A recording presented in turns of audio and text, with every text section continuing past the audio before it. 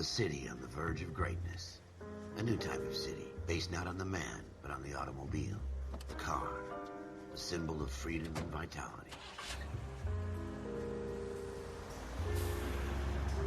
Our story begins in the year 1947. World War II has just finished and many men are returning home from fighting overseas. One of these men is Cole Badge 1247 Phelps, who has returned to Los Angeles and is working with the LAPD to take on the crime running rampant in the city. Cole Phelps is a war hero with the 6th Marines and eventually became a 2nd lieutenant and managed to earn the Silver Star in his fights in Okinawa and on Sugarloaf Hill. Cole's journey in the LAPD starts off as a beat officer, a rookie who is going after people with outstanding warrants, engaging in gunfights, taking on the crime scenes that the detectives don't want to bother with because they have resolve around undesirables and it's not worth their time. Until one day, Cole Phelps is the first on scene to a crime. Gunshots have been heard, Cole makes his way down, and he manages to single-handedly solve a murder case on his own, getting the attention of detectives and getting them promoted to the traffic desk. Cole Phelps shows himself to be an outstanding detective on traffic, taking on every case as thoroughly as possible and making sure they get the correct suspect. During this time, we start to learn more about his past in the Marines. For the first part, it's very basic information, but one kind of important thing is his rivalry with another man named Jack Kelso. This doesn't come back for quite a while, but it does become important later. After his impressive performance on traffic, Cole Phelps is promoted to the homicide desk.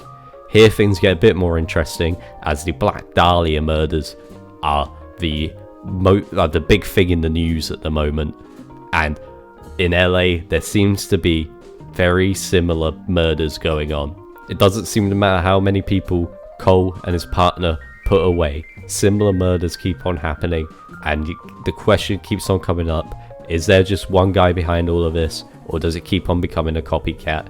Until eventually, following all the clues, Cole finds the man responsible and kills him. But it's not all positive for everyone. Because of the status of the killer, no one can learn who he really was and what he really did. The only people who know are a select high part of the police and Cole Phelps and his partner. But not everything is so pessimistic, as Cole Phelps gets a commendation from Royale and becomes his new partner on administrative vice. He meets Royale back all the way in traffic at some point where he's being a bit of a dick. He gets in the way and he continues to be like this in Vice as your partner. He's a very obviously corrupt police officer, but he's very popular and he's very charismatic. Working together, Cole and Roy tried to take down an army surplus morphine distribution ring headed by one of Cole Phelps's old Marine cohorts, Courtney Sheldon. Courtney Sheldon had quite a distasteful view of Cole Phelps during their time in World War II, viewing him to be quite cowardly. And on the ride back home from the war, he organised a heist with many of his old Marine buddies, all except from Jack Kelso, who didn't want anything to do with it, where they stole army surplus morphine. Working together, Courtney and the rest of the Marines tried to distribute this in contention with many of the criminal gangs who control LA. Things started going bad though, and they wanted out. Courtney tried to get the help of Jack Kelso, but eventually the only way he could get out was with the help of his doctor, Dr. Fontaine, who took the army surplus morphine and was going to use it to help treat his patients. Before Cole could link Courtney to the morphine distribution ring, he did have a little bit of a slip up in his life, just a tiny slip up. He decided to cheat on his wife. Just for tiny little things. It's just lapsed judgment. We've all done it at some point, haven't we? And he did it with a German jazz singer called Elsa. Cole's partner Roy easily finds out about this and uses it to throw Cole under the bus just before he's about to tie Courtney and Fontaine to the morphine distribution ring. Cole is demoted and disgraced from the police department down to arson. His wife kicks him out of the house and he's left all alone. No longer viewed as the war hero he once appeared to be, and now a shadow of his former self. In Arson, we start to learn more about Cole Phelps and how his original title of war hero didn't quite seem earned. He got this by being the only surviving member of his squad on Sugarloaf Hill, even though he didn't really do anything particularly heroic, and many, including most of the Marines, saw his actions as cowardly. He was still branded as a war hero, but this wasn't his end of his time in the war, as Cole also headed a unit in the aftermath of Sugarloaf Hill, where he commanded the unit to take out caves full of suspected Japanese soldiers. However, one of these caves, which was torched by a flamethrower unit named Ira Hogaboom, was filled with Japanese civilians as it was a makeshift field hospital. This is what caused Courtney especially, but all the Marines, to really start to hate Cole, and Courtney even shot him. Back in the present day, Cole Phelps finds a series of arsons linked to a fund, the Suburban Redevelopment Fund specifically. These look to take houses and build new ones for returning GIs. However, something was fishy, but without the support of the rest of the police department, Cole Phelps couldn't do this on his own. So, he naturally tries to look for help with the one man who he feels he can trust, his old rival, Jack Kelso. Jack Kelso further investigates this conspiracy, finding even his own boss to be a part of it, and taking the fight towards the head of the Suburban Redevelopment Fund, Leland Moreau, for answers. From here, they find out about Dr. Fontaine's massive role within the Suburban Redevelopment Fund and the arsons as a whole. Due to his close proximity to Dr. Fontaine, Jack Kelso lets Courtney Sheldon know about what was happening, and because Sheldon's name was showing up on some documents which kind of incriminated him a little bit. However, this ended up being a bit more detrimental to Sheldon as it led to his death at the hands of Dr. Fontaine. We also find out that Dr. Fontaine is responsible for the arsons, as he has taken Ira Hogaboom, his patient and, as formerly mentioned, former Marine, and is letting him burn down these houses, telling them no one's inside. However, unfortunately, on a couple of occasions, some people were still inside, which causes Ira to become even more insane than before and eventually kill Dr. Fontaine, who at the time was attempting to murder Elsa, and instead Ira takes her to safety within the sewers.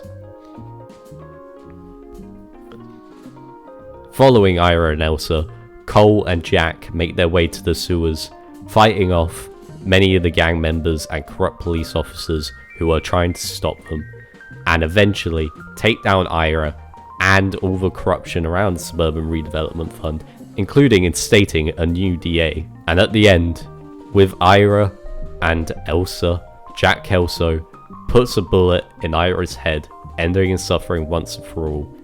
But to get out of the sewers as there's a flash flood coming, Cole Phelps sacrifices his life to save Jack Kelso and Elsa. In the final moments of his life, Cole Phelps is considered a hero again, finally actually doing something heroic this time, unlike the cowardly action he did to get that status before. Overall, I think the story is very solid. I like the way how you slowly start to learn more and more about Cole, especially how, you know, at the beginning everyone's going like, wow, you're such a great war hero and everything, and it's kind of like, I don't want to talk about it, and you think it's more of a pride thing, but then you realize why. I do think there are some faults with the story though, especially with Cole cheating on his wife seemed out of left field, and the fact that before that moment you only see her once in the intro cutscene. That's the same with the kids. It just doesn't have the same emotional impact as it should, and it feels like it doesn't really fit with Cole's character. There was no tension between them before, and I also feel like Arson as a whole is a fairly rushed desk, and the whole conspiracy just comes out of nowhere. You're switching characters with like the last 3 cases in the game, and it all feels like a bit too late. Like, it isn't a problem when the story starts getting involved with the gameplay, because Vice does that well, but some of the best parts of the game were when it was just a detective solving cases right at the beginning.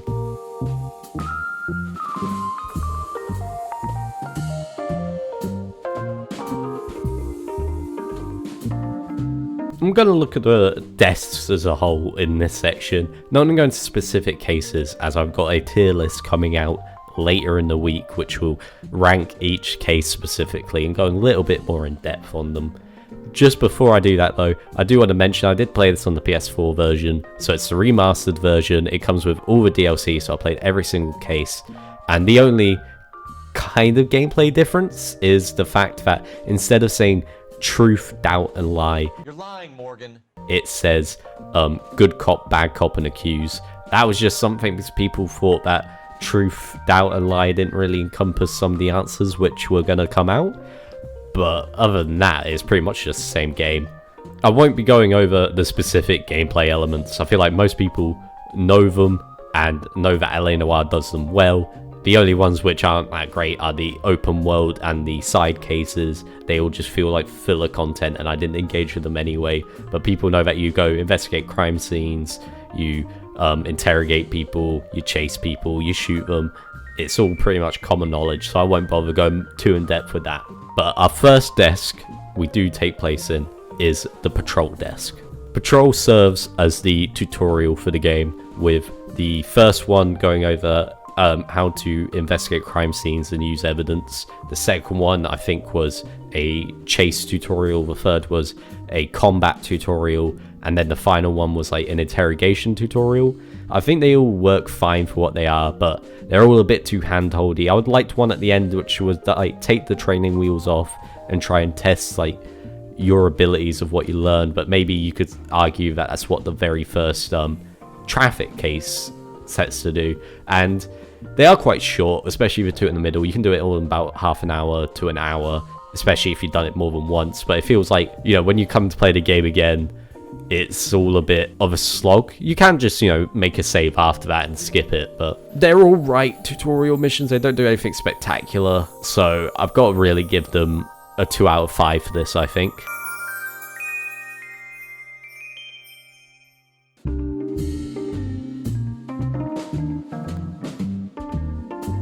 Our first desk as a full-blown detective is on traffic. From here, we spend our time investigating a fake death, some grand theft auto, a homicide made to look like manslaughter, auto trafficking ring, and an attempted homicide which turns into a massive gunfight. As you can tell by that description, traffic is a very diverse desk. It may sound at the beginning a bit boring, like, oh, what are you going to do? Give people tickets, write up citations, whatever. But overall, gives quite a wide variety of different cases to do. You got a great partner in Stefan Bukowski. He's just like a solid dude. He kind of is a bit similar to Cole Phelps, especially at that point in the game. And he's just there to kind of like show you the ropes. He's not a bit of a dick or anything. It's a nice dude to have along. But it's not enough to just be the most like diverse desk. You've also got to be consistent, and traffic has that as well. I don't think there's a single bad case in traffic. There's one which is a bit worse. There's got to be one which is worse than the rest, obviously. But it's like, it's average at best, you know. That's like the worst one is just average. Everything else is like great or better. Traffic is by far the best part of the game. And I'm not saying that like it drops off massively. It's just it never really reaches the same heights, apart from maybe once or twice, as it did in traffic. So I've got to give the traffic desk a 5 out of 5.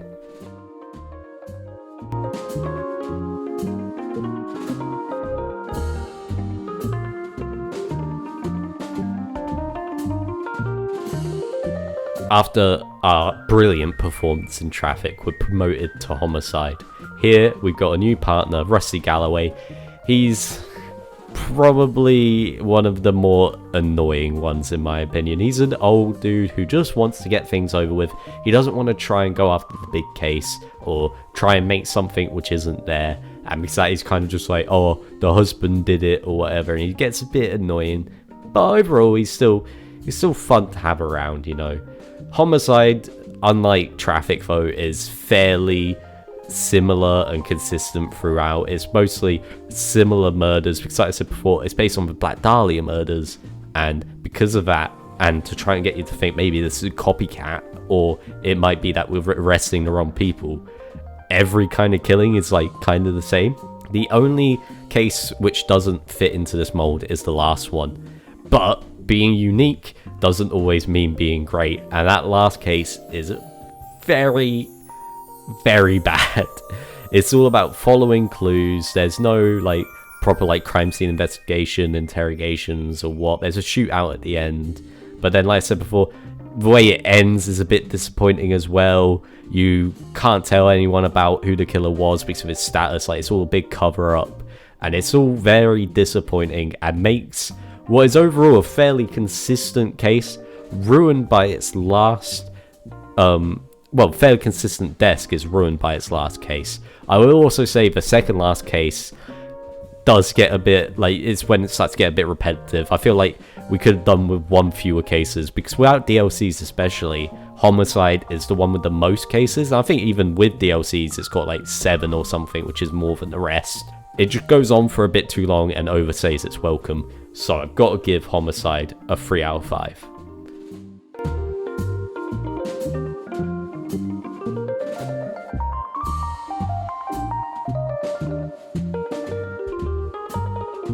After our performance on Homicide, Royale of Administrative Vice endorses us and becomes our new partner on our Vice desk.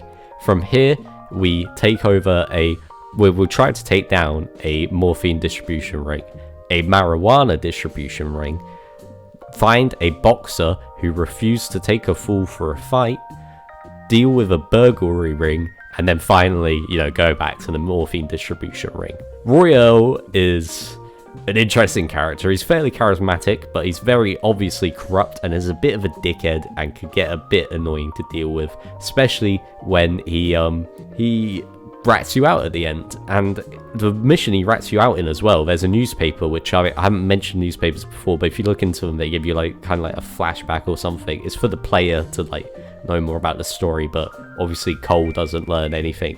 But you straight up see Roy ratting you out before he rats you out, so you're just kind of like, I really just want to shoot you in the head, mate. Like, you piece of shit. But you just gotta deal with it, you gotta keep on going, and it's unfortunate. Vice does also have the weird choice of having you cheat on your wife, which is the main reason of why, Cole falls down in favor. But I feel like you could have done something else, maybe pushing the Marine angle where people like expose Cole Phelps as being more of a coward than an actual war hero. However, I don't think all of the integrations with the main story are bad in Vice. In fact, I think it does it the best with the very first and last case, integrating his Marine past and all his Marine buddies, who quite frankly hate Cole for being a coward and everything, but aren't that much better themselves. Really, the only problem I have with Vice is the middle with the setup. It is quite a lull in the tempo and the whole kind of like vibe of the whole desk as a whole. And in the original LA Noire, there was only 3 cases for Vice, and the setup was one of them. It was one right in the middle. With DLCs, they added 2 more, one right before and one right after. So that helps break up the monotony a little bit and like extend its life a bit more than just being 2 cases. But the setup did it quite poorly. It had a very uninteresting premise, a very poorly done on-foot tailing mission, which one of the DLC missions had as well, but it was just more interesting overall, and is what really kind of brings down Vice as a whole. But everything else is very interesting, very consistent, and has what is probably my favorite case in the entire game, to be honest. So I'm going to give Vice a 4 out of 5.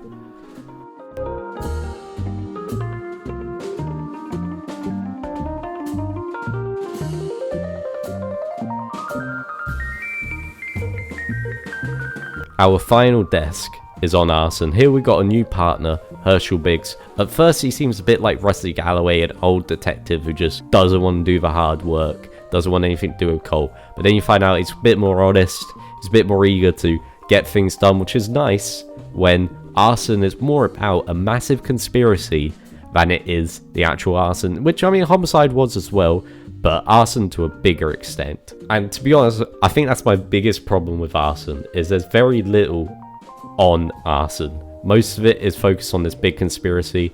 We, right near the end of the game, switch characters, and it all feels a bit rushed just to put in this big, like, massive plot twist. It does have some good points. This DLC case, Nicholson electroplating, is batshit crazy with, like, espionage and, like, a massive nuke at the beginning, basically. And the ending is very, very good. It's quite a satisfying ending, and it is very cyclical of, like, Cole Phelps' journey in the Marines, but, like, you know, instead of being like this fake war hero, he actually does something heroic and worthwhile with the last moments of his life. Arson does have some problems in general as well, like I said, being fairly rushed, but also the actual crime scenes being a bit annoying to deal with, because a lot of it is, you know, burn down houses, and most stuff in it is just burnt trash, and you're looking for, like, these tiny footprints or, like, tiny little things all around the place, which just makes it a bit annoying. So overall, I think I've got to give Arson a 3 out of 5. It can be fairly enjoyable at times, but isn't consistent enough to be great. My final ranking for all the desks go as this. Number 5, we've got Patrol. It's just a tutorial thing, it's fairly boring, it doesn't have a lot of interest in it, so it's got to be at the bottom. 4, I put Arson. I feel like it's rushed. This does hinder it quite a bit, and the fact that you just change characters. I like being Jack Kelso, but it comes out of nowhere and it needs a bit more time to breathe. 3rd, we got Homicide. Very overall, like, great desk. It's just the end. The end leaves such a sour taste in your mouth that it ruins the rest of it, in my opinion. Secondly, we have Vice. Overall, lovely desk.